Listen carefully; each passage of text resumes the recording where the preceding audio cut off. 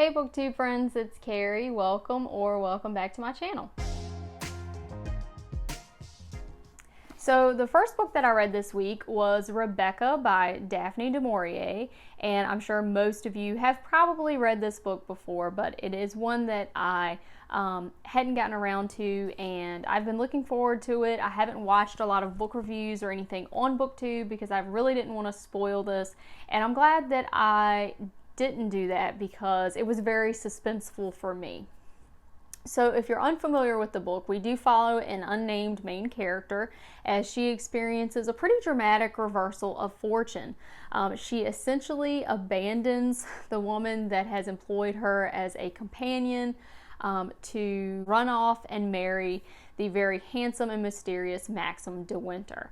Now, Maxim owns an English estate that's very famous called Manderley, but he does have quite a bit of baggage because he is haunted by the tragic death of his first wife, Rebecca, who died in what appears to be a boating accident. So after becoming the new Mrs. de Winter, our narrator is plagued by insecurities and a lot of reminders of the former Mrs. de Winter.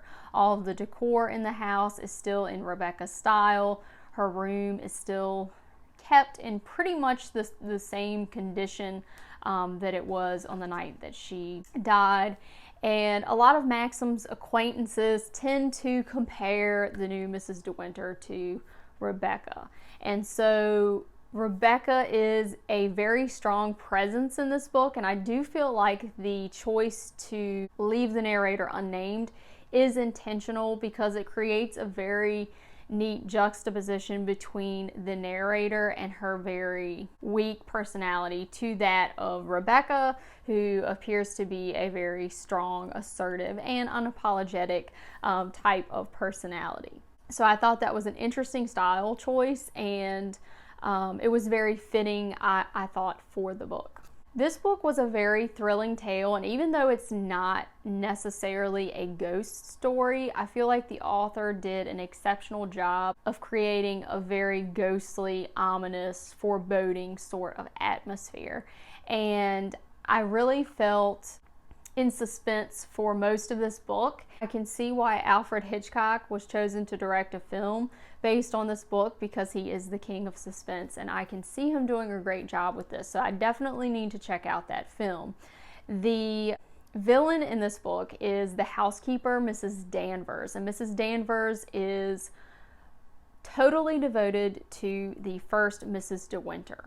Her character is extremely creepy, and I felt like she was a superb villain, and I don't want to say too much about the book in case you read it, but I will say there is a bit of a mystery to this book, and I was actually pleased with how it ended, and that surprises me because I do usually like to know everything. I like to know all of the answers, and there are a few questions that are unanswered at the end of this book. And even though our main characters are not necessarily likable, there are some other kind of side characters who were very enjoyable. I particularly enjoyed Maxim's sister, Beatrice.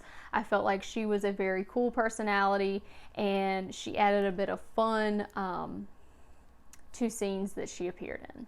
So the second book that I read this week was Three Men in a Boat, to Say Nothing of the Dog by Jerome K. Jerome. And I participated in a read-along that was sponsored by Mark over at Book Time with Elvis, and there were about 16 of us that participated in this read-along, and I will say that experience was amazing. I think just hearing some of the insight from Mark and some of the background of this author and the input of the other readers just enhanced my experience, and I had so much fun, and it was great to get to know some of the other people in the group, and they had some really cool ideas and cool connections to the different things that were happening in the book. And not all of our conversation was related to the book. Sometimes we went off on tangents, but that was part of the fun, and it kind of mimicked Jerome K. Jerome's style because this book, it was intended to be a serious travel guide, but the humor kind of took over, and it's this very comedic story, But throughout the story, he goes off on tangents, and some of these tangents even have tangents. And so our conversation was a little bit like that at times, but it was very fun and enriching, and I just loved it. One of the things that struck me about this book is that even though it was written in 1889, it was very easy to read and very applicable to modern times. So we have these 3 men and a dog who are going on this camping / boating trip along the Thames River. And at the very outset, there were so many things that I could relate to. So our narrator, Jay, is packing for the trip, and he has this major stress over his toothbrush because he doesn't know if he should pack his toothbrush now, knowing he has to still use it in the morning, and then he's going to have to unpack and then repack it, and he's stressed over forgetting his toothbrush. And that was one thing that I totally identified with, because I don't want to forget my toothbrush or my contact solution or makeup or stuff like that, but you don't necessarily want to pack it because you still need to use it. So that was a pretty funny little skit in the book. And we also had one of the characters reading the boating fatalities in the newspaper before they set off on the trip. And I just thought that was hysterical. And actually, I had kind of a similar experience before a beach trip one year when I was maybe 13, 14 years old. A friend and I watched all 3 Jaws films before going to the beach. And of course, you know, that was probably not a smart idea, but I'm pretty sure I still got in the water.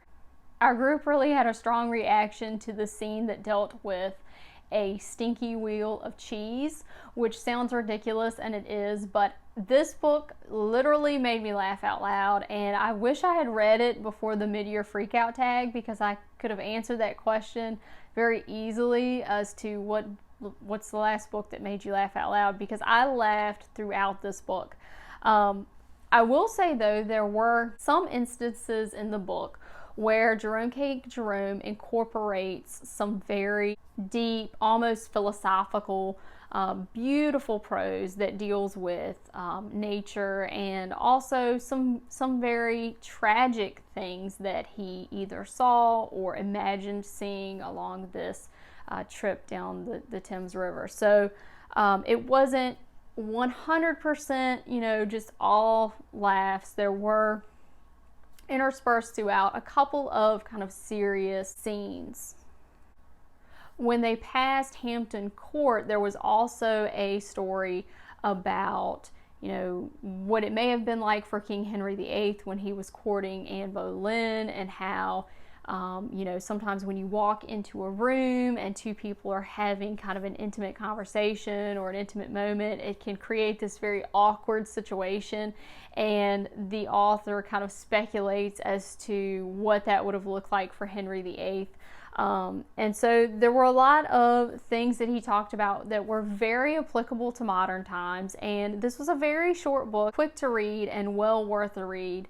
I thank Mark from Book Time with Elvis for organizing that and for putting this book on my radar, because I didn't know anything about it, and I feel like I learned a lot and I had a lot of fun. So that's all that I read this week. I feel like I didn't read as much because I was so invested in that group chat and kind of keeping up with what everyone in the group was saying, but it was a lot of fun. So I hope everyone has a great week, and I hope I'll see you in the next video.